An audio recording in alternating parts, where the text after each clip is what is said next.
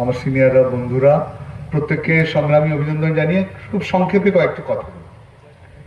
প্ল্যান্টে আমাদের চলছে প্রচারের কাজ। আমাদের বহুদিনের যে অভ্যেস গ্রুপ মিটিং করা, তো স্টিল ওয়ার্কার স্থায়ী হোক অস্থায়ী হোক, আর আমরা এখানে যারা সবাই আছি, আমরা একটা সবসময় একটা পজিটিভিটি নিয়ে চলি। সারাদিন কাজ, তাই এটা চললো, এটা বন্ধ ছিল, এটা ঠিক হলো, ওই দুর্নীতির কথা শুনতে শুনতে আমরা ক্লান্ত আর কি। তো আলোচনা হচ্ছিল যে এরকম আমাদের যেগুলো লিডিং নিউজ পেপার গত 8-10 বছরে আমরা এরকম শুনিনি, কিন্তু যে আমাদের রাজ্যে বিধানসভায় কোনো কনস্ট্রাকটিভ আলোচনা হলো পশ্চিমবঙ্গের মানুষের জন্য, শ্রমিকের জন্য, কৃষকের জন্য কোথাও কোনো আলোচনা হয়েছে এরকম কোনো পত্রিকায় আমরা দেখিনি। তাহলে কি চলছে, এটা কি চলছে, কেনই বা চলছে, সময়টা কিরকম?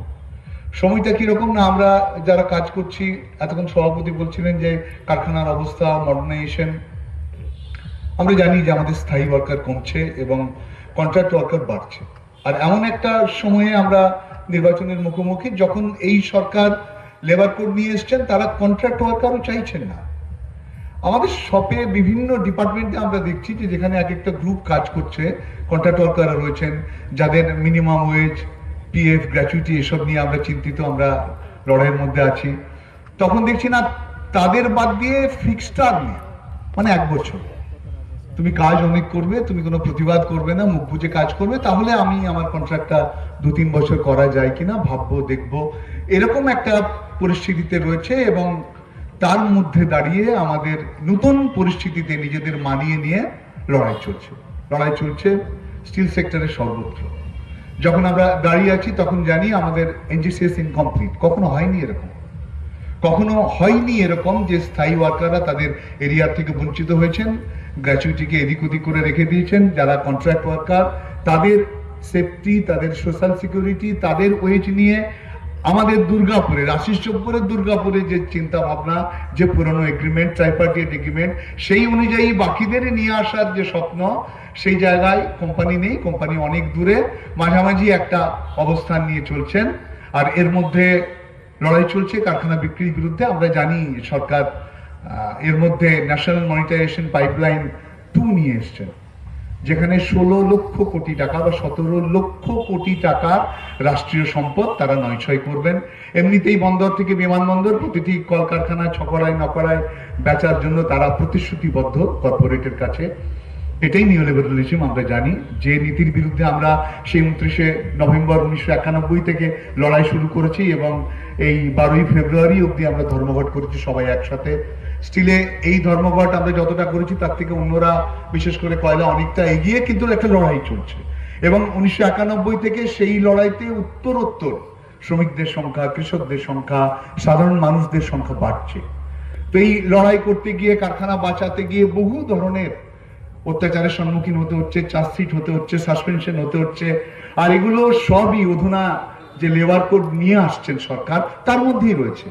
আপনি লড়াই করছেন এবং তার জন্য চার্জশিট, আগে অন্যরকম কিছু হতো, তাহলে এখন ওর মধ্যে প্রেসক্রিপশন দেওয়া আছে যে আপনি যখন কারখানা রক্ষার জন্য, আপনি আপনার রুজির জন্য যখন লড়াই করবেন, সেই লড়াইটাকে, ট্রেড ইউনিয়ন মুভমেন্টটাকে ক্রিমিনালাইজ করা হয়েছে এবং তার দাওয়ায় রয়েছে ছত্রে সেই সমস্ত আলোচনা রয়েছে। আর অতীতে যা ছিল, যারা ইলিগাল অ্যাক্টিভিটি করতেন, যার জন্য তাদের জেলে যাওয়ার কথা, মানে ক্রিমিনাল অ্যাক্টিভিটি, সেই জায়গাগুলো ডাইলুট করে দেওয়া হয়েছে।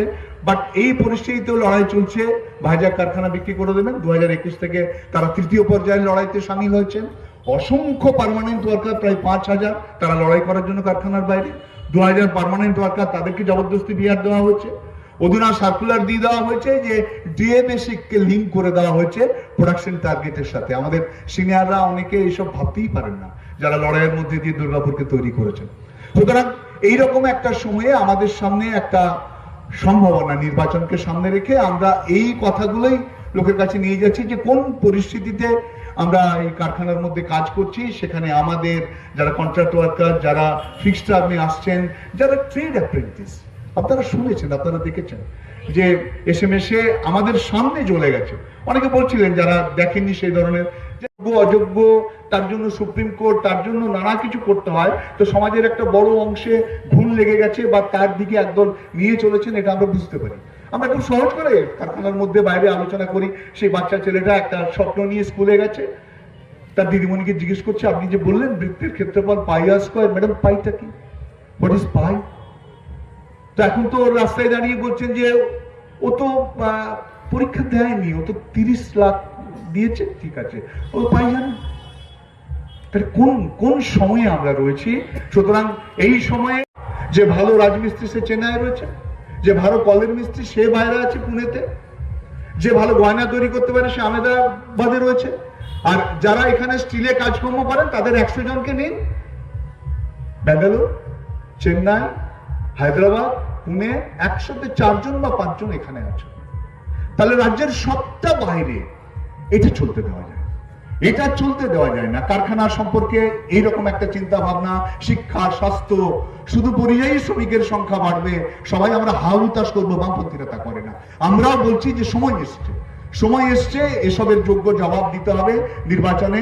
আমরা এখানে যারা প্রার্থী রয়েছেন, সীমন্ত, প্রভাস, তুফানদাও আছেন, তাদেরকে সামনে রেখে আমরা প্রত্যেকের কাছে যাচ্ছি, কারখানায় প্রতিটি শ্রমিকের কাছে যাচ্ছি, তিনি যে ইউনিয়নের সদস্য হন, তার যাই ধর্ম জাতপাত হয়ে থাক, আমরা টাউনশিপে ডোর টু ডোর ক্যাম্পেইন করছি যে এই অরাজক পরিস্থিতি থেকে রাজ্যকে একটা জায়গায় নিতে হবে। আর আমরা যারা স্টিলে রয়েছি, স্টিলে আমরা অর্গানাইজেশন করি, আমরা এটা ভাবতেই ভালোবাসি যে এই দুর্নীতির কথা করছে লাভ হবে না, আমাদের অ্যাসার্ট করতে হবে পজিটিভলি, আমাদের পলিসি যাতে আলোচনা হয়, বিধান সবাই যাতে আলোচনা হয় শ্রমিক নিয়ে, কৃষক নিয়ে, কিভাবে স্কুল খুলবো, কিভাবে স্বাস্থ্য পরিষেবার উন্নতি করব, কিভাবে রাজ্যটাকে একটা জায়গায় নিয়ে যাব যেখানে আমাদের বাড়ির ছেলে মেয়েদের কাজ করতে, পড়তে, চাকরি করতে বাইরে যেতে হবে না। সেই আলোচনাটাই আমরা করব এবং নির্বাচনকে সামনে রেখে আমরা আমাদের প্রার্থীদের জিতে সেই জায়গায় পাঠাতে পারবো, যাতে রাজ্যটা একটা জায়গায় যেতে পারবো।